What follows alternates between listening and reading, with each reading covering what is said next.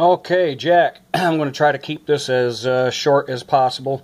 This is the semi-automatic pistol in question that I was talking about. It's the Bersa Firestorm, Mini Firestorm in .40 Smith & Wesson. And people who make videos always want you to safety check them on the video anyway. So you can see that that's plainly empty. And for comparison, this is a Taurus Model 65 357 Magnum, and that's empty as well, and I have no ammunition in the area. Anyway, my beef with this firearm here is that when it's in this condition, cocked, and you can see the safety is off, it's in single action mode. Right now, it is the equivalent of that. Okay? You would no sooner holster this, because all you'd have to do is tap that on your belt loop or on the flap thumb strap of the holster, and you'd blow a hole in your leg.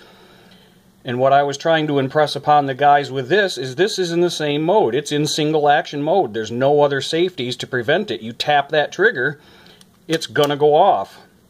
Now, what I'm insisting that those guys that are shooting things like this do is, unlike a 1911, when this is cocked and in single action mode, a 1911, you can just push this up and lock the slide, and it'll remain in single action mode, so you don't have to cock it when you bring it out. This one decocks. So when you draw it, you can flip the safety off, and it reverts to, as you can see, double action mode.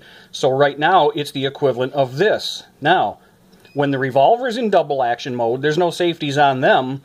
You're safe to holster this and carry it. This is now in the same mode. You've got a long, heavy trigger pull. The safety is off. The revolver has no safety, so they're in the same mode. They're equivalent at this point, so you could carry it.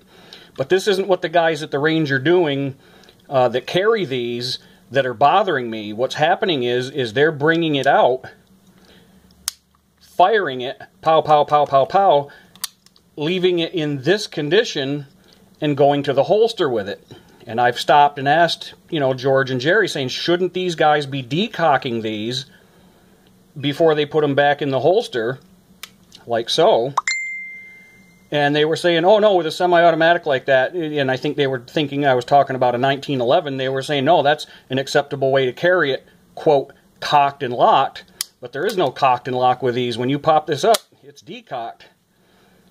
But my issue is the guys should not be holstering these types of firearms in that condition, because they're equivalent, and I think you would agree. Okay, that's all I was getting at, Jack. Now you see that and can understand it.